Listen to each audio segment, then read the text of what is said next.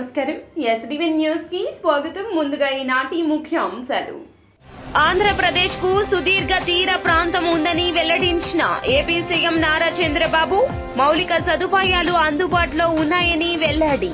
నగరంలోని కలెక్టర్ విడిది కార్యాలయంలో వివిధ శాఖాధికారులతో తొలి సమీక్ష సమావేశం నిర్వహించిన విజయవాడ ఎంపీ కేశినేని చిన్ని. నగర కొత్త పోలీస్ కమిషనర్ గా నియమితులైన ఎస్వి రాజశేఖర్ బాబు ప్రస్తుతం రాష్ట్ర స్థాయి పోలీస్ రిక్రూట్మెంట్ బోర్డు చైర్మన్ గా పనిచేస్తున్న రాజశేఖర్ బాబు 250 మంది జనాభా ఉన్న ప్రతి గ్రామానికి రోడ్లను అనుసంధానం చేస్తామని వెల్లడించిన ఏపీ ఉప ముఖ్యమంత్రి Pawan Kalyan.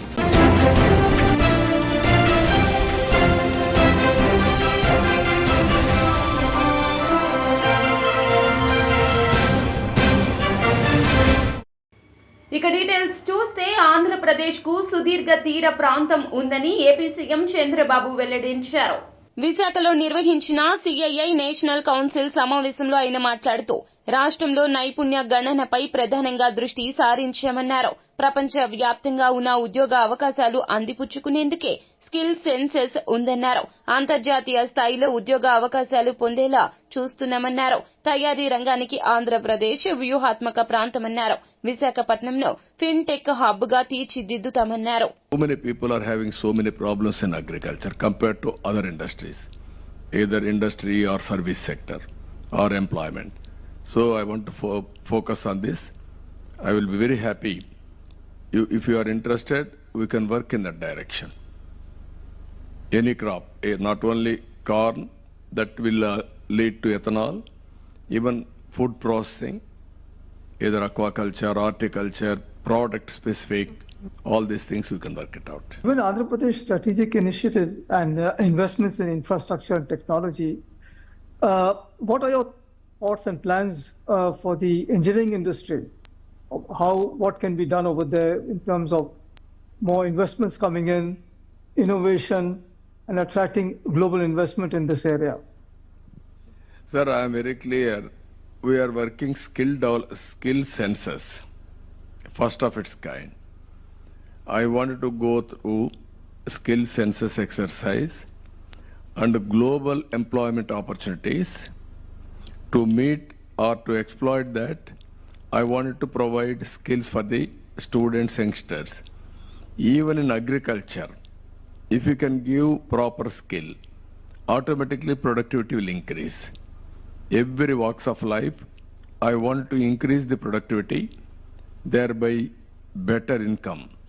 So I am very happy, even as rightly mentioned, Andhra Pradesh is a very, very strategic place for manufacturing because of a long sea coast on east coast and also collector విడిది కార్యాలయంలో వివిధ శాఖాధికారులతో MP Kesineni Sivanath తొలి సమీక్ష సమావేశం నిర్వహించారు.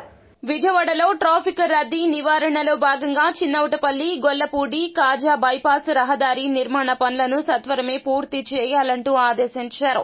సదరు bypass రోడ్లో హెచ్ఈఏ విద్యుత్ లైన్లు, టవర్ల మార్పిడి పనులను త్వరగా పూర్తి చేయాలన్నారు. చెన్నై కోల్కతా మార్గంలో నగరంలోని మహానాడు రోడ్ నుంచి నెడమానూరు వరకు మెగా పైవంతెన పనులకు సంబంధించి సమగ్ర ప్రాజెక్టు నివేదిక రూపకల్పనపై దృష్టి పెట్టాలంటూ సూచించారు.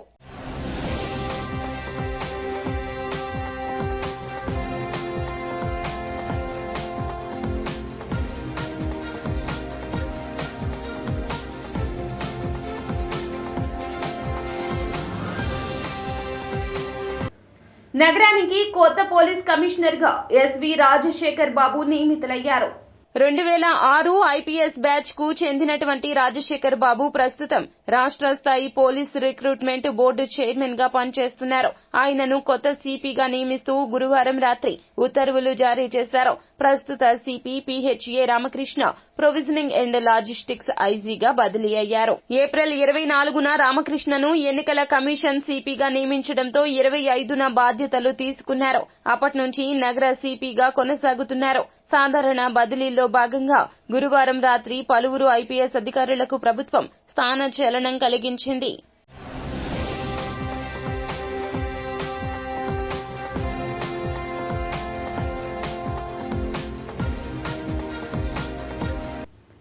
250 జనాభా ఉన్న ప్రతి గ్రామానికి కూడా రోడ్లను అనుసంధానం చేస్తామని ఉప ముఖ్యమంత్రి పవన్ కళ్యాణ్ వెల్లడించారు. ఆయన పంచాయతీరాజ్ ఇంజనీరింగ్ అధికారులు, ఏషియన్ ఇన్ఫ్రాస్ట్రక్చర్ ఇన్వెస్ట్మెంట్ బ్యాంక్ ప్రతినిధులతో సమీక్ష నిర్వహించారు. ఈ సందర్భంగా మాట్లాడుతూ ఏపీలో 7,213 కిలోమీటర్ల మేర రోడ్ల నిర్మాణానికి ప్రణాళికలు రూపొందించినట్లు తెలిపారు. ఈ రోడ్ల నిర్మాణం కోసం 4,976 కోట్లను ఖర్చు చేయనున్నట్లు తెలిపారు. మ్యాచింగ్ గ్రాంట్ 10% తగ్గించేలా కేంద్ర ప్రభుత్వంతో చర్చిస్తామన్నారు.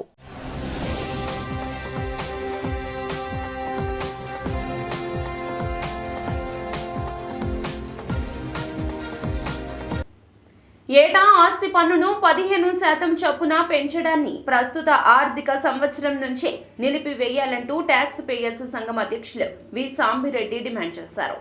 కస్తూరిబాయిపేటలోని బెల్లపు శోభనాద్రి గ్రంథాలయంలో ఆయన విలేకరులతో మాట్లాడారు. అద్దె విలువ మీద ఆస్తి పన్ను లెక్కించే విధానాన్ని రద్దు చేసి ఆస్తి క్యాపిటల్ విలువ మీద పన్ను లెక్కించే విధానాన్ని గత వైకాపా ప్రభుత్వం ప్రవేశపెట్టిందన్నారు.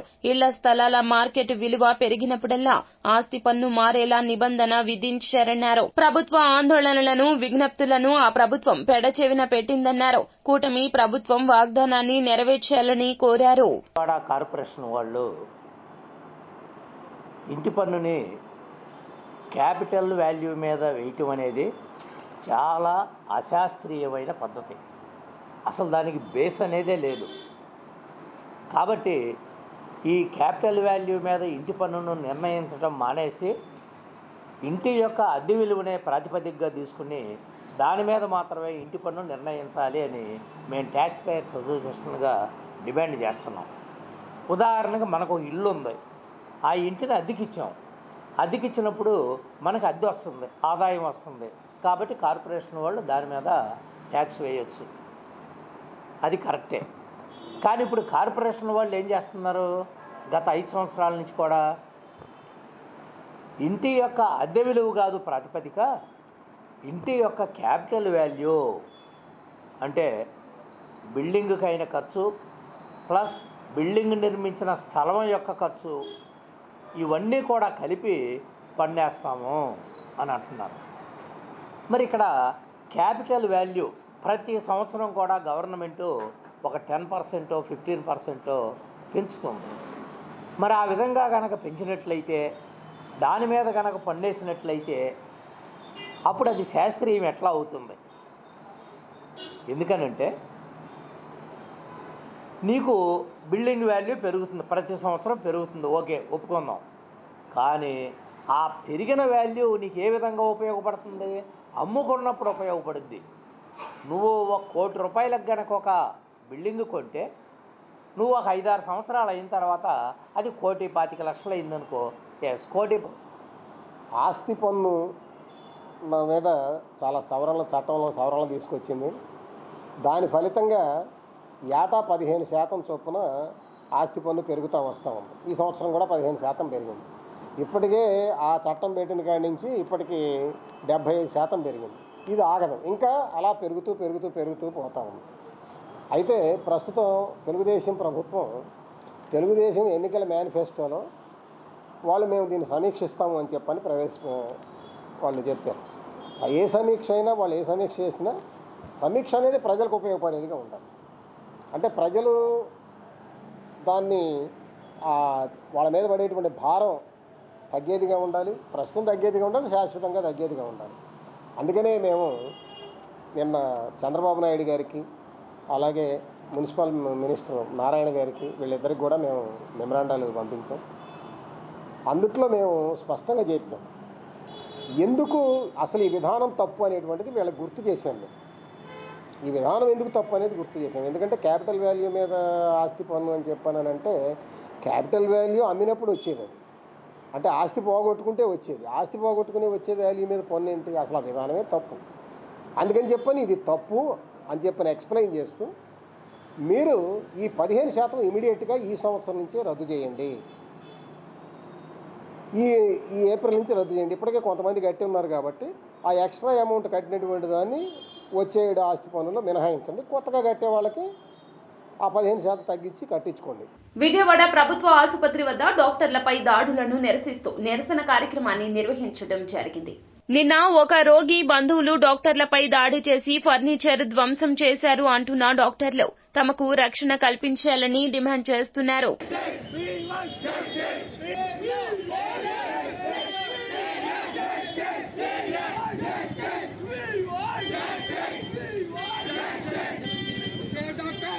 ఆంధ్రప్రదేశ్లో 19 మంది ఐఏఎస్లను 2 ఐపీఎస్ అధికారులను ప్రభుత్వం బదిలీ చేసింది. ఈ మేరకు రాష్ట్ర ప్రభుత్వ ప్రధాన కార్యదర్శి నీరబ్ కుమార్ ప్రసాద్ ఉత్తర్వులు జారీ చేశారు. అటవీ పర్యావరణ శాస్త్ర సాంకేతిక ప్రత్యేక ప్రధాన కార్యదర్శిగా జి అనంతరాము, స్టాంపులు రిజిస్ట్రేషన్ల శాఖ కార్యదర్శిగా ఆర్పి సిసోడియా, సిసిఎల్ఏ చీఫ్ కమిషనర్ గా జి జయలక్ష్మి, ఆర్ఎండ్బి ముఖ్య కార్యదర్శిగా కాంతిలాల్ దండే, పెట్టుబడులు మౌలిక సదుపాయాల కార్యదర్శిగా సురేష్ కుమార్లను బదిలీ చేశారు.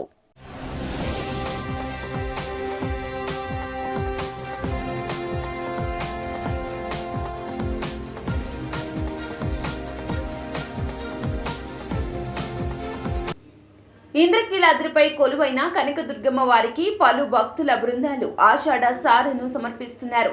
విజయవాడతో పాటుగా అనంతపురం, కర్నూలు, కడప ప్రాంతాల నుంచి పెద్ద ఎత్తున భక్త బృందాలు తరలి వచ్చాయి.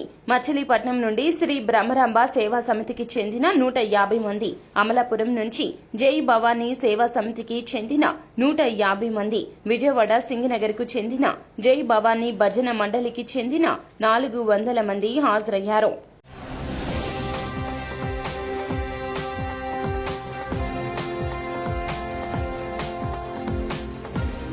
విజయవాడ దాసరి భవన్లో యోగా టీచర్స్ తో మీడియా సమావేశాన్ని నిర్వహించారు ఏఐవైఎఫ్ నాయకులు పరుచూరి రాజేంద్ర. జీతాలు చెల్లించమని అడిగితే బెదిరింపులకు పాల్పడడం సిగ్గుచేటన్నారు. ఈ సందర్భంగా ఆయన మాట్లాడుతూ ఉద్యోగాలను పర్మినెంట్ చేయిస్తామంటూ యోగా టీచర్ల వద్ద లక్షలు వసూలు చేశారంటూ మండిపడ్డారు. విద్యాశాఖ అధికారులు స్పందించి ట్రస్టుపై చర్యలు తీసుకుని టీచర్లకు న్యాయం చేయాలంటూ డిమాండ్ చేశారు. ప్రభుత్వ పాఠశాలల్లో యోగా ఉపాధ్యాయులుగా పనిచేస్తున్న వారికి జీతాలు చెల్లించకుండా గుంటూరుకు చెందిన బుద్ధ యోగా ట్రస్టు దుర్మార్గంగా వ్యవహరిస్తుందంటూ ఏఐవైఎఫ్ నాయకులు పరుచూరి రాజేంద్ర మండిపడ్డారు. బాబు ఏఐఎస్ఎఫ్ రాష్ట్ర అధ్యక్షులు.